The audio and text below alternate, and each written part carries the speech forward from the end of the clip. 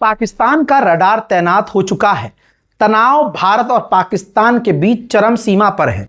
यह बात अलग है कि ईरान मिडिल ईस्ट के हालात को देखते हुए भारत और पाकिस्तान की खबरें हाईलाइट नहीं हुई, लेकिन इस दौरान पाकिस्तान पूरी तैयारी में है। इससे पहले कि आप कुछ और कह दें, यह रहा सोर्स, यह भी भारत के हिंदूवादी मीडिया का है। पहला, जहां पर आप सिर्फ 2.5 लाइन में समझ सकते हैं, भारत से तनाव, पाकिस्तान ने तैनात किए चीनी सैटेलाइट लिंक से जुड़े 2 विदेशी रडार, बदला शक्ति समीकरण।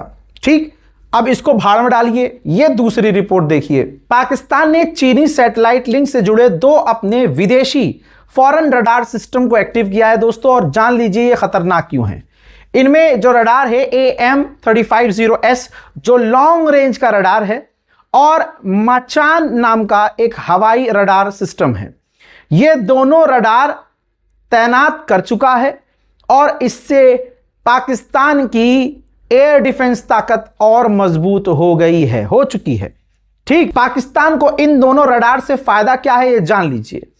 पाकिस्तान ने अपने खुद की स्वदेशी रडार सिस्टमों को चीन के जो आधिकारिक कमांड स्ट्रक्चर के साथ मिलकर स्टील्थ विमानों, क्रूज मिसाइल, ड्रोन और जैसे सैचुरेशनल हमलों एक साथ कई दिशाओं से, कई एरिया से, मतलब अगर पाकिस्तान ने जो क्या किया है, अपना खुद का बनाया हुआ रडार सिस्टम उन 2 एडवांस रडार लॉन्ग रेंज के रडार सिस्टम से लिंक कर दिया है, और वो तमाम रडार चाइना की सैटेलाइट से लिंक हैं। और ईरान की जंग में हमने देखा कि ईरान ने चीनी सैटेलाइट का इस्तेमाल करके क्या खेल खेला, पाकिस्तान ने भी वही किया है, और इससे पाकिस्तान की जो हवाई ताकत है बढ़ चुकी है।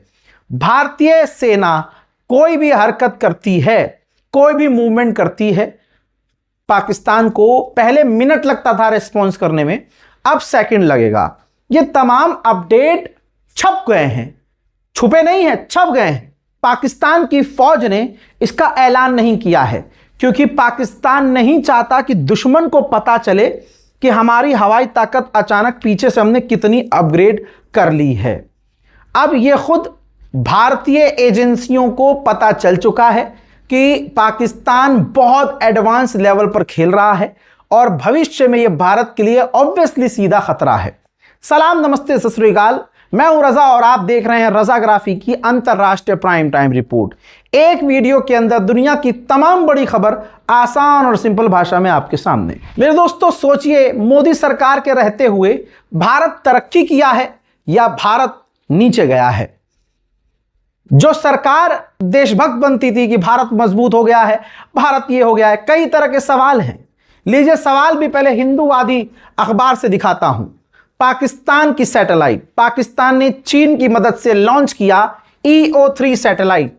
भारत के SBS-3 मिशन पर सवाल, खतरे की घंटी। जाहिर सी बात है, चाइना जिसके साथ, वो पीछे कैसे हो सकता है? चाइना अभी से नहीं, पाकिस्तान को काफी लंबे समय से एडवांस टेक्नोलॉजी अपने सैटेलाइट में उसकी रॉकेट घुसाकर आसमान में भेज चुका है, और अब एक बार फिर से पाकिस्तान की सैटेलाइट अंतरिक्ष में है। और जो हमारी सैटेलाइट है और जो सैटेलाइट मिशन है, उस पर कई तरह के सवालिया निशान खड़े हो गए हैं कि हम कितने पानी में हैं। उधर पाकिस्तान और अफगानिस्तान की भी अभी लड़ाई खत्म नहीं हुई है। अफगानिस्तान ने बताया कि पाकिस्तान की फौज ने आतंकी हमला किया जिसमें 4 हमारे लोग मारे गए, 5 घायल हैं। तालिबान और पाकिस्तान का भी जो तनाव है वो बहुत ज्यादा है। एक बात याद रखिएगा, 5 साल से मैं कहता आ रहा हूं कि चाइना पर भरोसा करना नुकसानदायक है। आज उसी चाइना के साथ मोदी सरकार हाथ मिला रही है, अपनी 56 इंच की नकली छाती मिला रही है। लेकिन रिपोर्ट क्या कह रही है? चाइना हमारे एडवांस और सीनियर रिटायर फौज के कमांडर और जनरलों को नौकरी देने के बहाने, उनसे आर्टिकल लिखवाने के बहाने हमारी फौज की जानकारी मांग रही है, सेना की खुफिया जानकारी मांग रही है। यानी जाने अनजाने में हमारे सीनियर कमांडेंट, लेफ्टिनेंट जनरल जो रिटायर्ड हैं, उनको एज अ राइटर उनको नौकरी दे रही है, अच्छा पैसा दे रही है, और बहानों से हमारी फौज की जानकारियां, हमारी ताकत की जानकारियां मांग रही है। उधर नेपाल के हाथ में लड्डू ही लड्डू, इधर भी लड्डू चाइना की तरफ से, अमेरिका की तरफ से लड्डू, और इधर से हाँ बगल में भारत का भी लड्डू है। हाँ लाला, ये देखिए भारत के जो फॉरेन सेक्रेटरी हैं हमारे माननीय विक्रम मिश्री, ये नेपाल जाएंगे और बालेन शाह की सरकार को मनाएंगे पटाएंगे। और बालेन शाह ने भारत से कुछ डिमांड रखी है, भारत के साथ रिश्ते रखने के लिए, बनाए रखने के लिए, बढ़ाने के लिए। उन शर्तों पर काम करेंगे, अपनी शर्त नहीं रखेंगे। नेपाल की नई सरकार की माननी पड़ेगी, पड़ोसी है भाई, और पड़ोस को अमेरिका 6 लड़ाकू हेलीकॉप्टर ऑफर कर चुका है। चाइना कह रहा है कि भाई साहब पूरा नेपाल हम डेवलप करेंगे, पैसा आपसे लेंगे नहीं। ऐसे में देखते हैं कि भारत क्या ऑफर करता है। उधर आइए 2025 में कौन से देश ने अपनी फौज पर सबसे ज्यादा पैसा खर्च किया है। पहले नंबर पर अमेरिका है और दूसरे नंबर पर चीन, तीसरे नंबर पर रूस है और चौथे नंबर पर जर्मनी और पांचवें पे है भारत 92.1 बिलियन डॉलर। ठीक, सऊदी अरब, यूक्रेन, यूके, जापान और फ्रांस, ये टॉप के 10 देश हैं, जिसमें टॉप 5 में हमारा देश भी शामिल है। बहुत पैसा खर्च हमने फौज पर किया है, हथियारों पर किया है। हजरात, यहां फौज की बात आई है तो मैं भारत सरकार से यही निवेदन करूंगा कि हमारी जो फौज है, जो हमारी चाहे बीएसएफ हो, चाहे कोई भी फौज हो, कोई भी बटालियन हो, भाई इनकी तनख्वाह अच्छे लेवल पर बढ़ा दी जाए। इतनी तनख्वाह रख दी जाए कि आज का जो नौजवान फौज से दूर भागने की कोशिश करता है, फौज में शामिल होने से घबराता है, वो इतनी मेहनत करे, और मेहनत करते हैं, लेकिन फिर उनकी मेहनत को और बल मिले कि भाई फौज में जाना है, बीएसएफ में जाना है, बॉर्डर सिक्योरिटी फोर्सेस में जाना है, आरपीएफ में जाना है, हमें कोई भी हमारे देश की बटालियन हो, भाई सैलरी मिनिमम जो सेट की जाए 1 लाख सेट की जाए। आप 1 लाख सेट करो और मैक्सिमम 5 लाख सेट करो। हमारे मुल्क के पास बहुत पैसा है भाई, लेकिन करप्शन ही ऐसा है, नेता ही मजे ले रहे होते हैं, तो हमारे देश के जवान कहां से भाई अपनी, तो फिर करप्शन और होगी। कानून पक्के कर दीजिए, मजबूत कर दीजिए कि भाई अगर किसी फौजी की 2 लाख तनख्वाह है, किसी पुलिस अधिकारी की 2.5 लाख तनख्वाह है, और अगर वो कुछ करप्शन करता हुआ पाया गया तो जिंदगी भर के लिए उसको सजा मिल जाए। कभी वो सरकारी, वो कानून पक्के कर दो, आप सैलरी तो अच्छी रखो। मैं तो अपनी यहां तक की जो हवलदार है ना भाई, बिल्कुल 0 लेवल का एंट्री, भाई मैं चाहता हूं कि उनकी भी तनख्वाह इतनी अच्छी हो कि भाई पहली बात, अगर 1% उसके अंदर ईमानदारी है तो करप्शन वो कभी ना करे, नहीं करेगा भाई। जब उसकी बेसिक नीड उसकी तनख्वाह से पूरी होगी तो वो किसी के आगे झुकेगा क्या।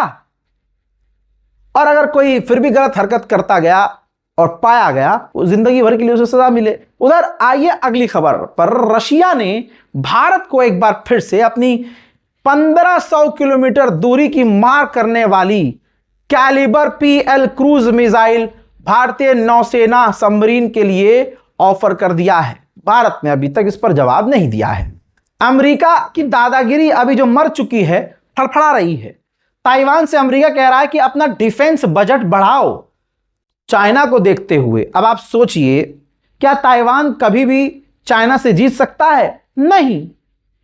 ताइवान तो इसलिए फड़फड़ा रहा था कि पीछे से बैक सपोर्ट अमेरिका का था। अमेरिका को रगड़ दिया ईरान ने, तो ताइवान के लिए कभी अमेरिका फिलहाल तो खड़ा नहीं हो सकता। और अगर ताइवान को अमेरिका कह रहा है बजट बढ़ाओ, हथियार खरीदो, तो ताइवान हथियार किससे खरीदेगा? अमेरिका से। फायदा किसका होगा? अमेरिका का। यह है अमेरिका की नीति। यहां तक कि जो नेपाल के बालेन शाह हैं प्रधानमंत्री नए, भाई वो छोड़ थोड़ी ना रहा अगला आदमी किसी को। यहां तक कि पुरानी जो सरकार थी उसने चीन के साथ जो भी इंफ्रास्ट्रक्चर, रोड के लिए, मेट्रो के लिए, सड़कों के लिए जो भी डील्स की थी, सबकी जांच शुरू कर दी। कितना पैसा आया, कितना हमारे मुल्क में लगा, जांच के आदेश दे दिए हैं अगले ने। मेरे दोस्तों, अजरबैजान और तुर्की की अपडेट यह है कि दोनों ने मिलकर, अजरबैजान और तुर्की ने मिलकर मिलिट्री एक्सरसाइज शुरू की है। हजरात, उधर पाकिस्तान और चाइना के बीच कई अहम डील हुई है, जिसमें पानी, फार्म और चाय की पत्ती, इन तीनों की डील शामिल है। यानी खाना, पानी, अनाज की भी पाकिस्तान और चाइना के बीच अहम डील हो गई है। वहीं इटली ने एक चाइना के हैकर को अपने मुल्क इटली से गिरफ्तार किया और उसे अमेरिका को सौंप दिया। कनाडा के प्रधानमंत्री ने कहा कि अमेरिका अब बदल चुका है, वो पहले जैसा नहीं है। यह उसका राइट है, बदल सकता है और हम उसका जवाब दे रहे हैं, हमारा इसमें फायदा है। उन्होंने आगे यह भी कहा कि पहले अमेरिका हमारी ताकत था और अब अमेरिका हमारी कमजोरी है। उधर मेरे दोस्तों, जिससे सारी दुनिया खौफ खाती है, जो नाश्ते में भी ससुरा मिसाइल टेस्ट कर लेता है, उससे मिलने पहुंच गए रशियन डिफेंस मिनिस्ट्री के पूरी टीम। हां, अब आप सोचिए, ट्रंप क्यों नहीं नॉर्थ कोरिया से कांपेगा, ट्रंप क्यों नहीं रशिया से डरेगा। अगर आप ध्यान देंगे तो ये गुलाबी सुअर डोनाल्ड ट्रंप दुनिया के जो 2-4 टॉप के खतरनाक लीडर हैं उनसे भिड़ता नहीं है, लेकिन बाकी तमाम उनको दोस्त बनाता है, बाकी तमाम देशों को धमकाता है। सभी को पता है कि डोनाल्ड ट्रंप कितना गिरा हुआ इंसान है, लेकिन डोनाल्ड ट्रंप के इवेंट में इस व्यक्ति ने जो गोलीबारी की, उसको गिरफ्तार किया। कैलिफोर्निया के इसके घर से जाकर कुछ डॉक्यूमेंट, कुछ दस्तावेज इसके बरामद हुए, जिसे कहा जा रहा है कि इसने खुद मैनिफेस्टो लिखा था। यह रहा आपके सामने, पढ़ लीजिएगा आराम से, पॉइंटर्स बता रहा हूं। इसने लिखा था कि डोनाल्ड ट्रंप एक बच्चियों का बलात्कारी है, लड़कियों की जिंदगी खराब करने वाला है, वो पापी है, उसने क्राइम किए हैं, वो वॉर क्रिमिनल है और मैं उसके लिए, मतलब बहुत सारी बातें लिखी और कहा कि मैं उसके लिए कभी काम नहीं करूंगा। ये मुसलमान नहीं था, लेकिन कोई यहां पर मुस्लिम एंगल नहीं दिया गया। अगर ये मुसलमान होता तो इस्लाम पर बात आती। किसी ने ये नहीं कहा ये ईसाई आतंकी है। दोस्तों, ये ईसाई था, लेकिन बात को सोचिए, अमेरिका के राष्ट्रपति के ऊपर हमला करने वाला 2 दिन के अंदर उसकी खबरें दब जाती हैं। क्यों? क्योंकि भाई वो मुसलमान नहीं था। अब उसके बयान को, ये रहा वीडियो, उसके उस मैनिफेस्टो को, उसके पूरे बयान को एक इंटरव्यू के दौरान पत्रकार ने डोनाल्ड ट्रंप के सामने पढ़ दिया कि आप ये हैं, आपने बच्चियों के साथ ये किया है, आप फलाना है, धमाका है, मतलब बहुत ऐसे वर्ड मैं बोल नहीं सकता, यूट्यूब हमारी वीडियो को रिस्ट्रिक्ट कर देगा। मैं वो नहीं पढ़ूंगा। तो बहुत सारी बातें, भाई डोनाल्ड ट्रंप भड़क गया पत्रकार पर कि मैंने किसी के साथ गलत नहीं किया, किसी बच्ची के साथ गलत नहीं किया, तुम्हें शर्म आनी चाहिए कि तुम उसका बयान मेरे सामने पढ़ रहे हो।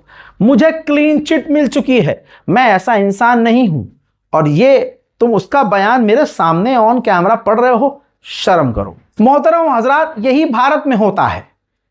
जब अगर मुसलमान कोई अपराधी निकलता है, मैं ये नहीं कहता कि मुसलमान अपराधी नहीं होते, एक से एक खतरनाक अपराधी है मुसलमानों में, आतंकवादी भी हैं मुसलमानों में, लेकिन अगर मुसलमान होता है तो डंका जोर से बजता है, लेकिन गंदा काम करने वाला हिंदू निकलता है तो सबके मुंह पर ताला लगता है।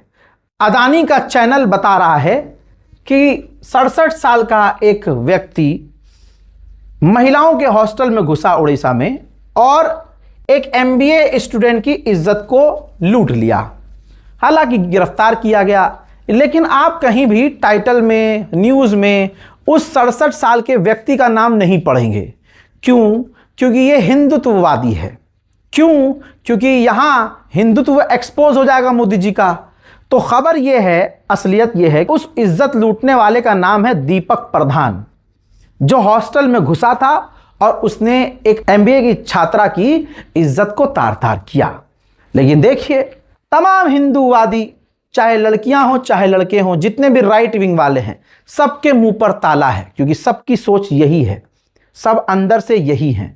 आपने देखा होगा, प्रभु श्री राम की DP पर तस्वीर है और वो अकाउंट महिलाओं, हिंदू लड़कियों को ही, जो बस सरकार के खिलाफ बोल दे, उनको ही उनकी इज्जत लूटने वाले और गंदे गंदे मैसेज करने वाले लोग, वही श्री राम के भक्त मिलेंगे। असली में वो श्री राम के भक्त नहीं हैं, असली में वो किसी भगवान के भक्त नहीं हैं, वो भक्त सिर्फ मोदी के हैं। चुनाव का माहौल हिंदुस्तान में है ना, ममता चल रहा है, बीजेपी चल रहा है।